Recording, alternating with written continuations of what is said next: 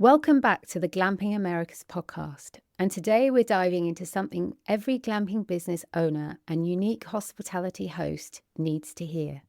Your spaces aren't just about shelter, they are about storytelling, connection, and creating moments your guests will never forget. And one of the most powerful and often overlooked elements of that experience is the furniture and layout you choose. In fact, this is something that I'm constantly having questions about. My guest today is Mike Waring.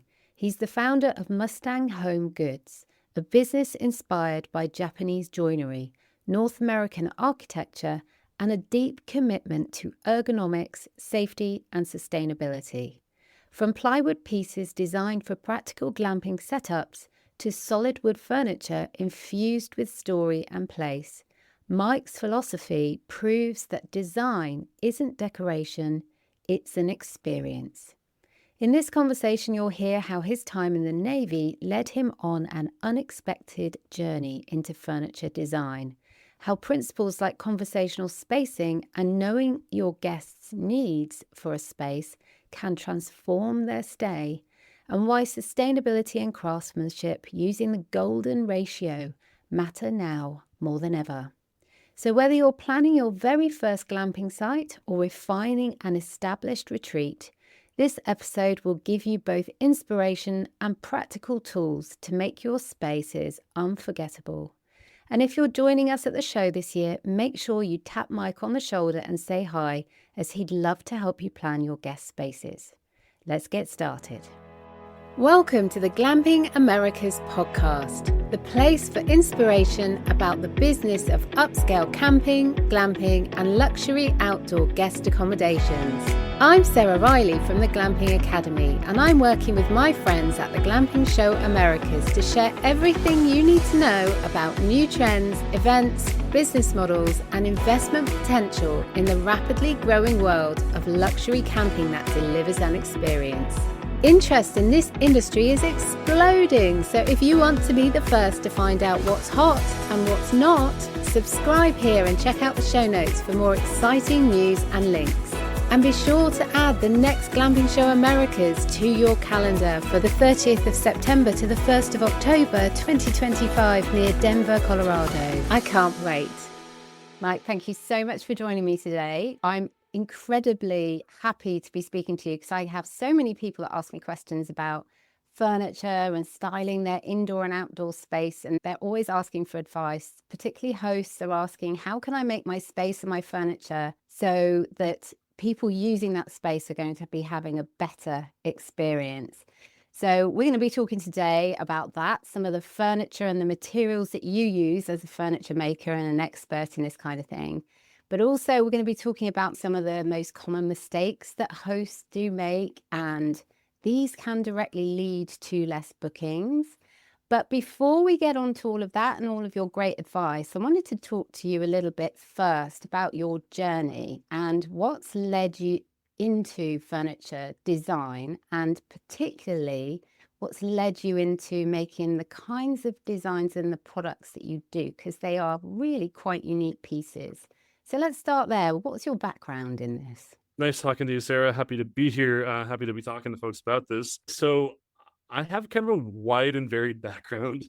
I have been involved in arts. I was a ballet performance major in college and then joined the Navy and was a hospital corpsman or a combat medic with the Marines, and then ended up becoming an industrial hygiene officer in the Navy, basically doing occupational safety and health for folks. So I've got these wide and disparate experiences behind it. But when I was a kid, my dad and I just made practical furniture. We made stuff out of 2x4s and 4x6s and whatever, just to have shelving in the house. Or I made my bunk bed when I was 12 because I wanted a bed with a desk, and I wanted it to be a particular type of desk. And so we just made it because that's what you did. So yeah, I had some hands-on experience with it. And then I was stationed in Okinawa, Japan with the Navy over there. And I ended up with this incredible house off base that had a giant deck with an ocean sunset view. And I wanted some outdoor furniture that I didn't have to bring inside for typhoons, because that was an issue over there. So I came up with a design, and I went to the local hardware store and had them cut the wood for me because I didn't even have a saw. I had a sander and a drill, and that was about it. So I came up with this design, had them cut the stuff for me, and then just screwed it together and made something. And it was just, you know, some little thing that I did. But then I had a bunch of friends go, if you were making these to sell, I'd buy some. I started going, well, that's interesting. That's kind of cool. And then I left active duty in 2020 and got a job here in New Mexico at one of the national labs doing safety, and thought that was going to be the plan. And then to just jump right into it, I went to my first mental health rating exam with the Veterans Administration, thinking maybe I was going to get 10% for my PTSD from being in Iraq back in 2006. And the doc said, you should be at 100%. And I went, oh, well, that changes things about my experience of myself in the world, and realized pretty quickly that I wasn't going to be able to work a regular job anymore. And I had another person say, if you were making these to sell, I'd buy some when they saw my couches. It's like, you know what? Let's try that, because then I get to be creative. I get to work with my hands. I get to make things that are beautiful and sustainable and last in other people's spaces and make something tangible. So I decided to start a furniture making business.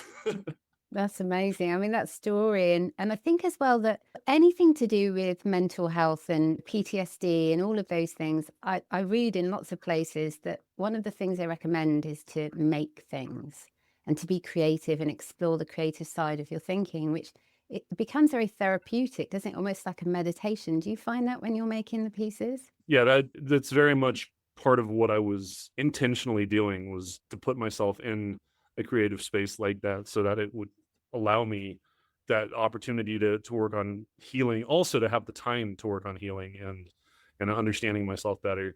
But yeah, it's definitely been really helpful to be in that kind of mental space a lot of the time. And yes, unless I make a mistake, sometimes that's a little bit stressful. But generally speaking, yes, I do find that I can get into a zone while I'm working on an item and just kind of let everything else go. I know that you've had quite a bit of inspiration from Japan and watching the people who are amazing masters at their craft. And I think you've also had other influences which have been very much more American and based around architecture. Tell me a little bit about that. Yeah. So I'll start with the Japanese part of it. So I can sit and watch videos or Japanese woodworkers doing their craft for hours at a time, because it's mesmerizing to me how beautifully they take the wood and fit it together in a natural process. Just the beauty and organic nature of the way they work with wood. I cannot claim to be a Japanese woodworker, but I'm deeply inspired by what they do and their designs, but also just the level of craftsmanship that everyday people will bring to what they're doing. Whether it's the barista working at the coffee shop, they want to make the best latte they've ever made when they make it for you. It's just really a deeply respectful kind of culture, both to what it is they're doing and to the person that they're doing it for. It was really inspiring while I was there. But as far as the other influence, it's kind of funny because I kind of came into realizing this influence almost backwards. I didn't go out searching for architectural influence for my furniture. I kind of had people point it out to me, and then as I backtracked through trying to figure out my style and different things like that, I realized how much I was influenced by specifically Frank Lloyd Wright and his early stages in the Prairie School of Design. So the start of that, I had some furniture out at an event, and I had somebody say, your furniture really makes me think of Frank Lloyd Wright's church pews. And I went, I didn't even know Frank Lloyd Wright made furniture. To those who don't know, Frank Lloyd Wright is one of the most famous architects from the US. Super, super influential in many, many ways. Was working back in the, I think, roughly 20s to 40s or 50s. So yeah, I was aware of his architecture. I'd never seen his furniture. So when somebody said that, I took it as a huge compliment. And then I went and did some shows in the Phoenix area, which is where he had been based. And I went from having had, I think, 2 or 3 people give me that comment, that compliment, to probably 3 dozen. Oh, wow. My favorite one by a long shot was somebody sat in one of my chairs and was like, "Yeah, your stuff looks like Frank Lloyd Wright." but I like yours better, and yours is way more comfortable than his. Well, that's a massive Thank you. compliment. Yeah. So even in our earlier conversation, you made a comment about my furniture being rustic. And for a long time, I couldn't explain why, but that term bothered me because if you look up rustic furniture, you end up with, you know, wood that's not finished and like you've got logs and you've got stuff like that. And it's not that I don't like that, it's just not what I'm doing. And I was having a hard time describing the difference until honestly, just a couple of weeks ago, somebody had made a comment about mid-century modern furniture, and I was going, well, I don't. No, mine's not really mid-century modern either. And I was like, let me just define this for myself real quick. So I googled mid-century modern. And I was like, yeah, no, that's what I thought. That's not mine. Then I was like, okay, well, was Frank Lloyd Wright's mid-century modern? Well, Google says no. I mean, thanks AI, I appreciate the help. It's helpful sometimes. Exactly, it's good for what it's good at. So I said, okay, what style was Frank Lloyd Wright's furniture? And it said Prairie School of Design. And as I kind of dug into that, I realized that many of their styling cues are exactly what I'm working from. It's based on the American prairie. So a lot of horizontality, or however you want to say that, based on the long horizon lines. So low flat roofs and a lot of rectilineal designs and things of that nature. An emphasis in natural materials and building for the space that it's in.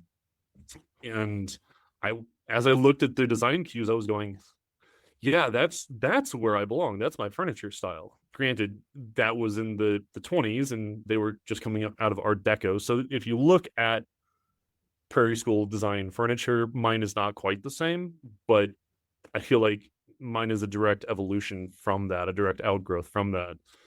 And then as I was talking to family members about it, my brother was like, "Oh yeah, our grandma had a Frank Lloyd Wright architecture book on her coffee table as we were growing up," and I was like, "Oh!" And a lot of the Midwest, which is where I grew up, Midwest U.S., was influenced by Frank Lloyd Wright and his peers designing what became like ranch style homes and things like that. It's a huge amount of influence that I didn't realize I was absorbing.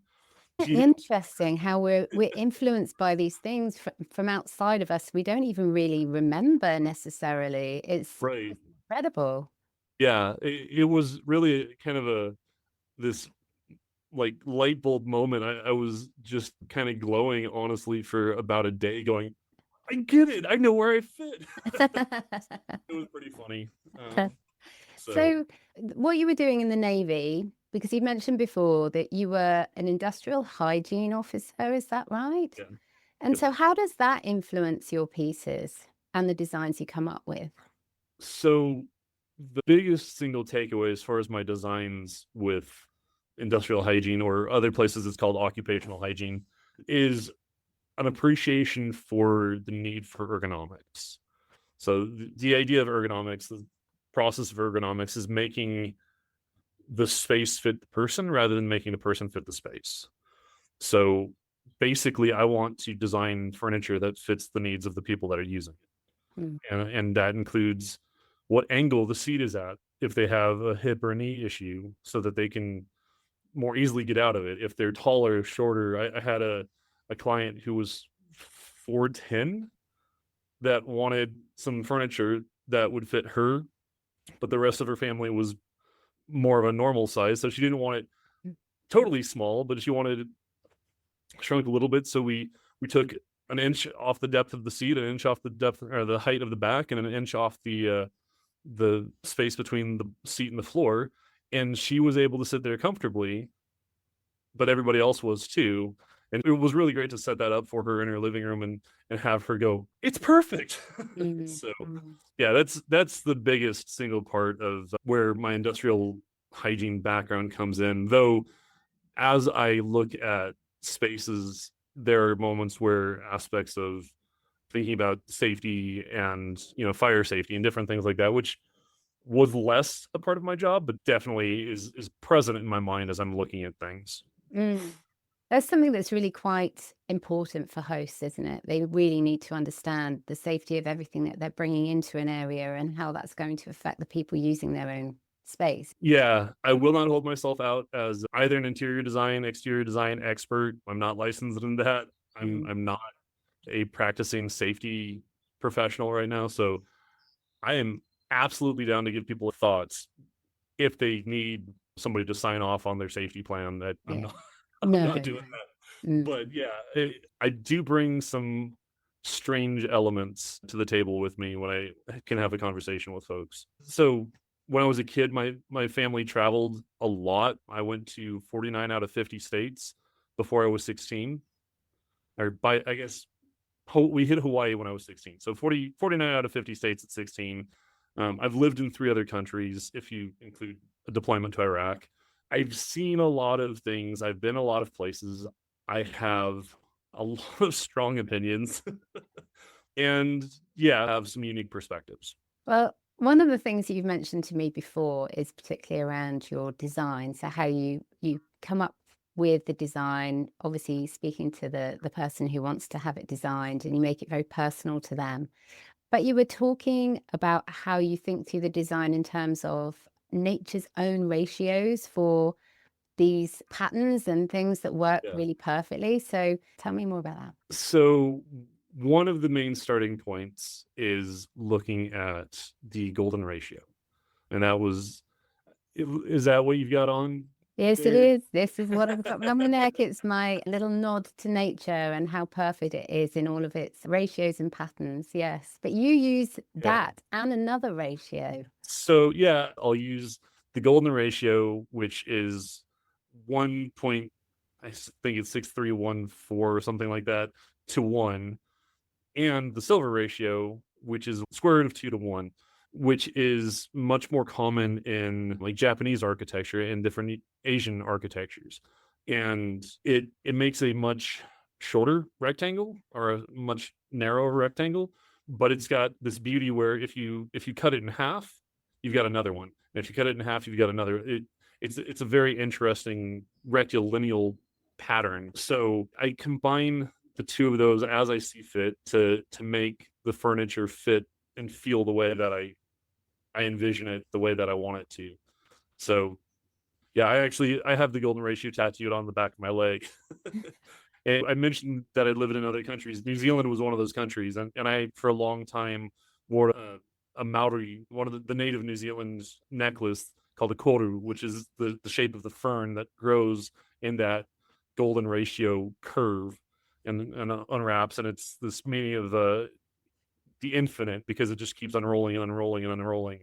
So yeah, that's I've had again one of these things where I brought it from the back of childhood kind of thing, and it still influences the way I experience the world. Mm. I Um, think it's incredible when we take things from nature and bring it into what we're doing now, into our modern designs and what we're doing mhm, for tasks. But I know that from what you actually do, you use some really interesting materials. So, very solid wood materials. Some of your larger pieces, your tables, your banqueting tables and chairs are just incredible. But you've really got almost bespoke designed for glamping this wonderful plywood version of furniture. Plywood, particularly in Europe and other places in the world, very, very on trend. It's mhm, celebrated for how versatile it is and how you can blend it into certain things or make it into certain things and certain shapes. And it's very sustainable. Just being able to see the different layers of the wood color means that it's just beautiful to look at. And it's really timelessly iconic in a way. And some might say that, and maybe this is why people keep saying that you're mid-century modern, is because plywood is a bit mid-century modern, isn't it? Even though your designs aren't necessarily. So tell me a little bit about that and why you chose the plywood design. Okay, so first about the plywood, going back to Frank, Mhm. uh, one of the projects that, again, I found this out after I'd already done this, but one of the projects that he would make all of his students do was make a chair out of a single sheet of plywood. My plywood armchair is a single sheet of plywood cut into a design and made into a chair. So I'm like, okay, got you, Frank. And you mentioned being able to look at the different layers, the different ply in that piece. There are a lot of people who will actually put edge banding on to make it look pretty. I actually really enjoy that textural detail of seeing those different pieces of wood, those different ply, being able to feel it and have the texture of that while it's, you sand it smooth and make it really nice, but still you can get that textural sense from it, that unique beauty in that piece. Mm. But the funny part on my plywood design is that I actually originally just made it to make sure that my solid wood design was the right size. I didn't start out to make plywood furniture. I started out to make sure that my solid wood designs were the right size before I started cutting into the more expensive pieces. Mm. But I was like, well, if I'm gonna do it, I might as well make something that'll hold together. So I used a pegged mortise and tenon joinery system that is very common in some Japanese furniture. So as I was trying to figure out exactly what my joint was called, I came to find out that the oldest wooden construction in the world, I think it's a fence around an ancient well. It's like 12,000 years old. It's pegged mortise and tenon joinery. So That's I'm it. using something that is like the original design. Yeah, Or really ancient. Yeah. Before I moved to Albuquerque, I moved here when I was 36. I had averaged a new address every 16 months Wow. from birth. I have moved more than anybody ever should. I detest moving in many, many ways.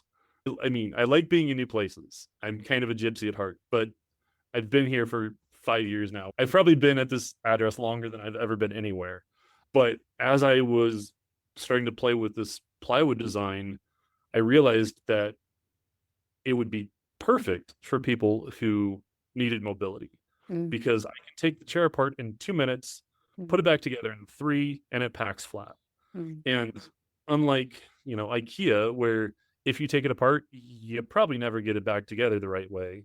I can take this thing apart and put it back together 100 times, and it always fits the same. Mm. Mm. It's solid, it's stable. You could leave it set up in your living room for 20 years and it'll fit just the same. You can move it every week for the next 20 years and it'll fit just the same. So realizing the power of that for people who are, you know, early professionals or military like myself or students or whatever, I was like, oh, this is great. And then I was actually at a show in Sedona and somebody had been to the glamping show last year and was like, Mike, you need to go to the glamping show. Your stuff is perfect for that. And I Mm. had conversations with some people that had glamping sites, and they're like, "Yes, Mm. please, this is exactly what we need." Because we shut down our site for 3 to 4 months out of the year, and the ability to just pack it all into a crate and put it in the storage unit, and then pull it back out, and everything fits the right way. Mm. In the spring, like that would be so much better than what we've been trying to do. Yeah, that really is a massive headache for so many hosts. Obviously, there's some people that keep going throughout the seasons, but a lot of Right. people actually prefer to pack down, put it away, so it's not going to get damaged during those difficult months. So actually to have something that takes up very minimal room and can actually be put away in the storage, that's perfect. That's really good. So everything that I make is made to order. Everything is bespoke. Everything is custom.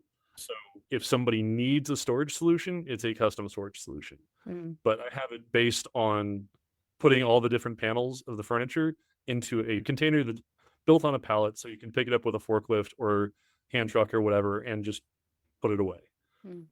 That's how my storage system is designed to be used. And will you be demonstrating that at the glamping show this year?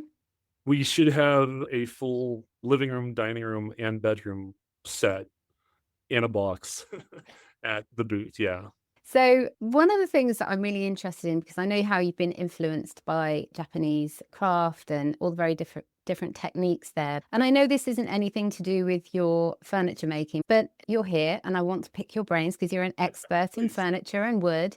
But I'm really interested in the Japanese method of shaoshukiban, which is the charring of wood on the outside, so it's a natural preservator and it just looks so beautiful. It really gives it texture and it really gives it this sense of, well, it's just a natural beauty, really.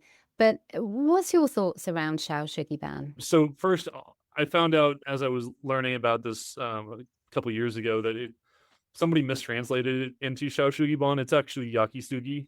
Ah, Um, there but you go. not that that's the point, but I love it. I love the way that looks, especially there was a house that I walked past on a regular basis. Anytime I walked the park down the street from my house in Okinawa that had their siding kind of set away from their house, so there was space behind it, but it was the Yakisugi siding. And first time I saw it, I was like, "Oh, this is good. I really like this." And the more I learned about it, the more I was like, "This is amazing."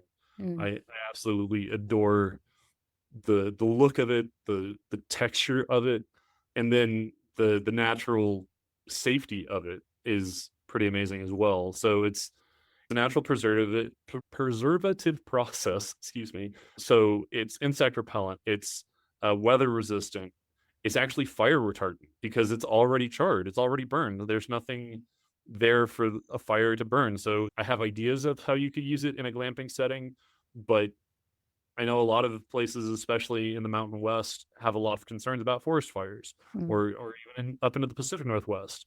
If you have hard structures, that is a beautiful way to have a naturally preservative and fire suppressive material mm. that you can use and looks amazing.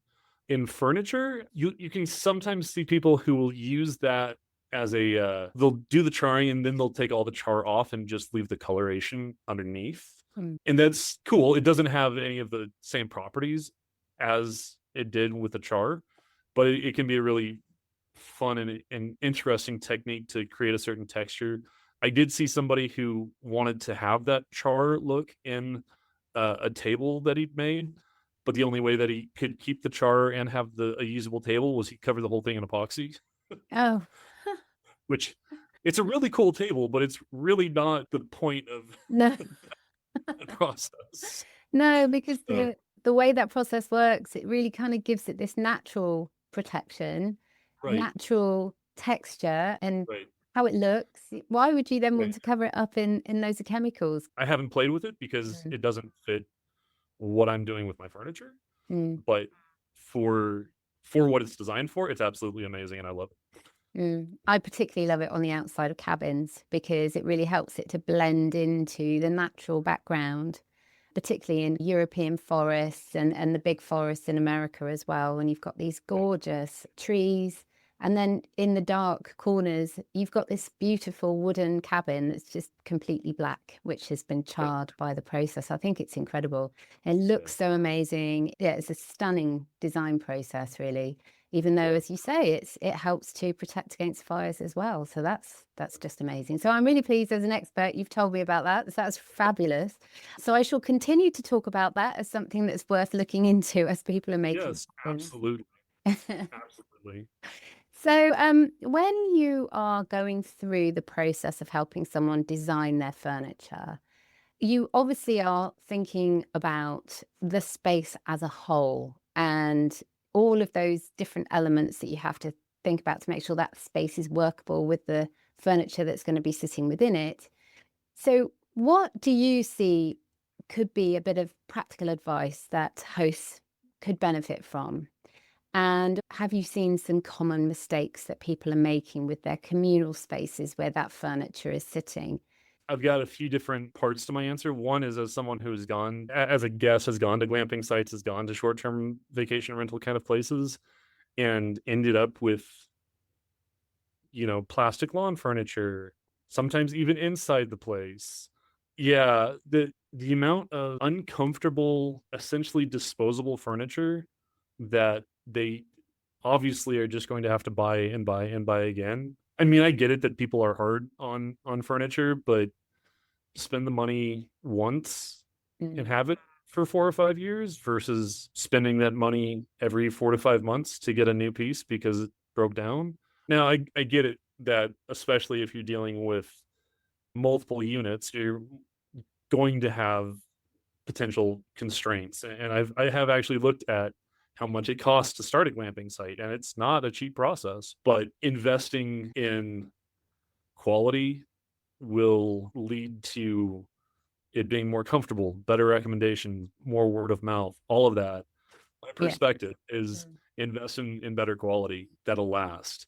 So from a furniture maker's perspective, you commonly get one of two approaches. Every now and then you'll get something that's really well balanced, but commonly you end up with way less furniture than you would like, where you've got, space for six people, but you've got two chairs. People end up sitting on the bed or just, on the floor because there's just not enough comfortable places to sit. Or maybe there's enough places to sit, but the table is only meant for two people. Or you'll end up with something where you're like having to kind of inch around things because it's so full. Look at your space and design for the space that you have rather than just trying to make it. I mean, I don't think it's called ergonomics, but the first thing that comes to mind is the ergonomics of the space. Like, make what you put in to that space fit the space rather than trying to just go, well, I want to have room for six, so we're going to make this fit six people. So part of what I will do when I sit down with even residential clients on the plywood stuff, but especially residential clients for the solid wood furniture or glamping clients, I'll sit down and I'll actually look at their space as much as possible. It will get measurements and I'll actually do some 3D modeling to look at what will actually fit into that space and how it could look. Sometimes I can even do 3D renderings of that, but you can start to get an idea of what it could look like in that actual space rather than just going, well, we've got the square footage, it looks fine. Actually being able to look at it in a 3D model and go, oh, that actually looks really crowded. Yeah, technically there's space there, but you're going to have this pinch point between these chairs and those chairs and getting in and out that door, whatever. Yes, from my perspective, having gone to a lot of places, and often the furniture can be set into the wrong places. So someone will be using the kitchen unit or the kitchen area or the wood burning stove area or whatever. And then other people are sitting so that they're not able to interact with them and the conversation is Yeah. quite difficult. So, I mean, do Yeah. you take that into consideration in your designs? Yes. Again, can't say I'm an expert in it, but I have strong opinions about it. Mm, Yeah. So there's a thing called proxemics that talks about your intimate space, your personal space, your conversational space, and your professional space. mm, To me, it's more like intimate spaces. Like if you can lean into each other, you're probably in an intimate space. If it's an arm's reach to two arms reach, then that's kind of a conversational distance. And obviously, some of this changes by different cultures and stuff like that. So if you're somewhere and you know that you're going to have, say, a lot of Japanese or Chinese people coming to your space, mm, you might want to look at that, or you can talk to me and we'll have a conversation about designing for some cultural differences about understandings of personal space, because they are much closer together than we are here in the States. We like a lot more space than they do. Um, but yeah, so conversational is like 1 to 2 arm lengths, and then when you get past that, it becomes something where yes, you can do it. You can have a conversation in a group, but it's a little less personal. And if you go beyond about 15 feet or so, you get into more professional space where somebody's presenting or whatever, and it doesn't feel as comfortable and as put together. So that's all present mm, as I'm thinking about these spaces.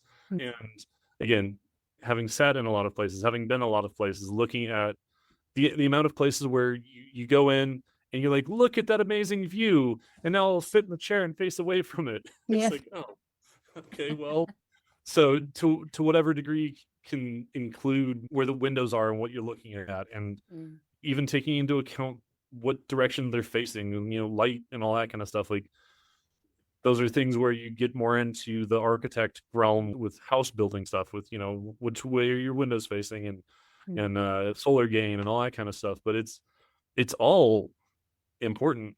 mm, It's with the glamping stuff, sometimes it's a little bit easier to go, okay, well, we're going to shift this a quarter turn if you want, mm, but most people are making enough of a solid platform or whatever that even that is not a super doable situation. But um also outdoor spaces. I was just up in northern New Mexico a couple weeks ago, and the chairs that they had outside were not particularly comfortable, definitely not conducive to looking up at the stars.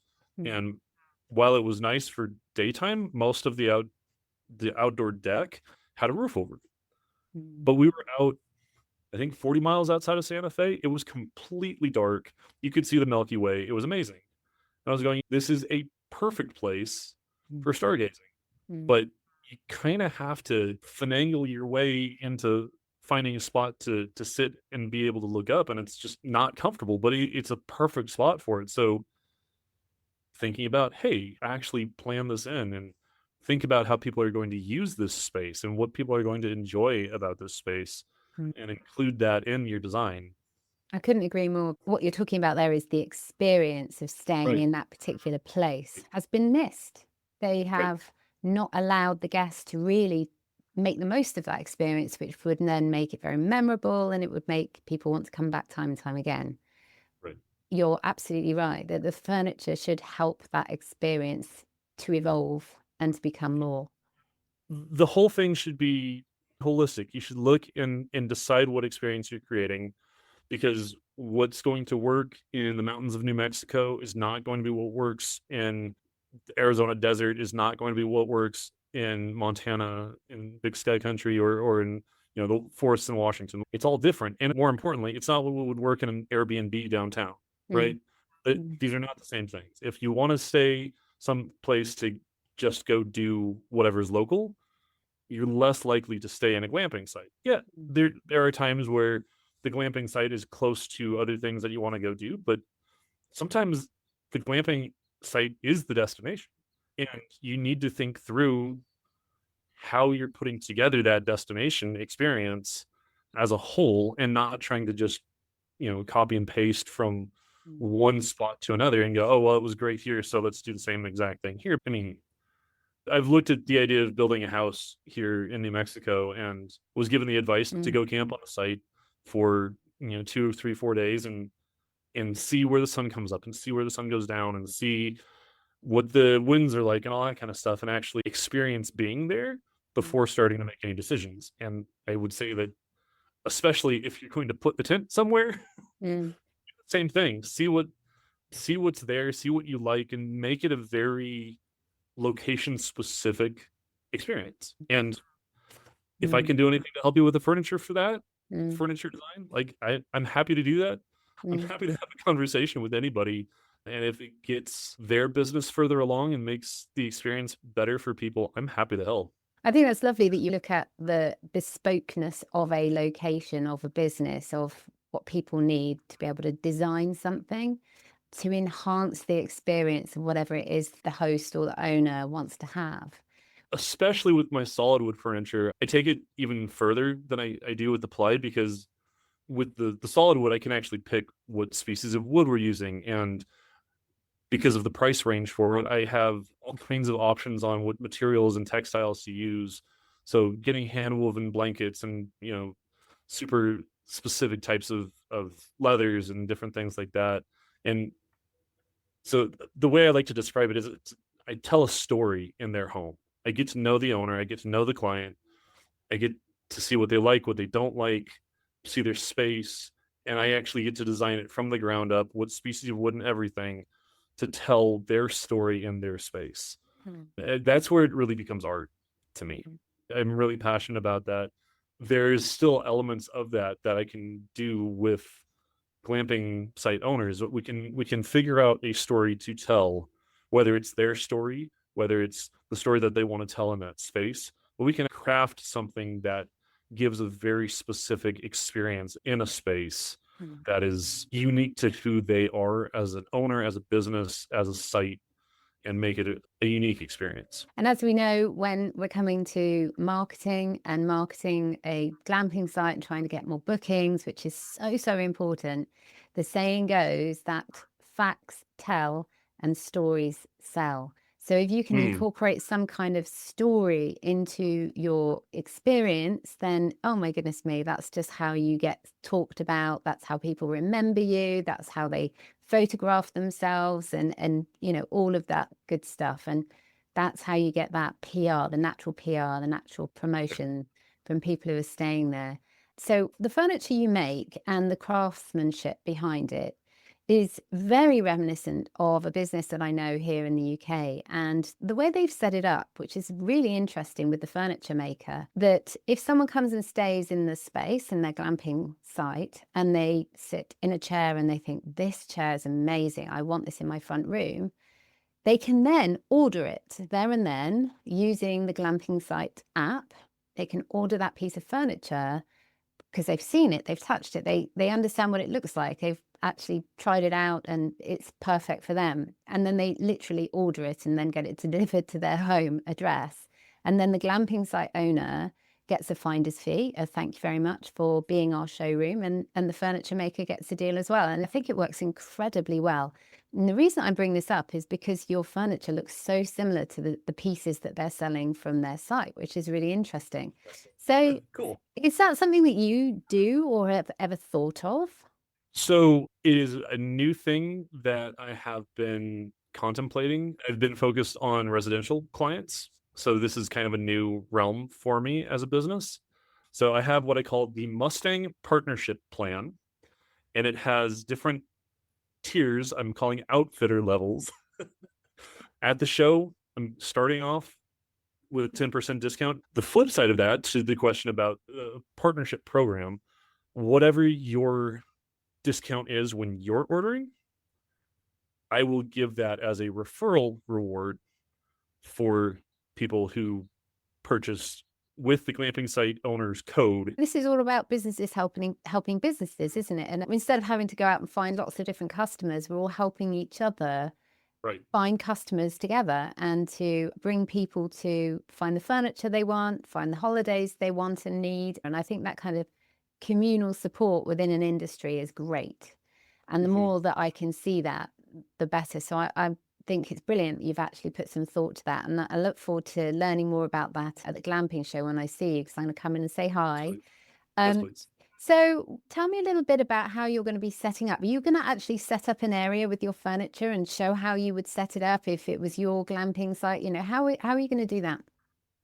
So when I was talking with John saying, hey, yeah, I want to come and where am I going to be set up? I was like, okay, do you guys have like tents over the top to protect the furniture? And he's like, well, not so much because most people are bringing shelters. I was like, oh yeah, that makes sense. Okay, cool, great. So I was thinking about, do I just rent one of those big white canopies from whatever local company? I was like, you know what? Let's see who else is coming.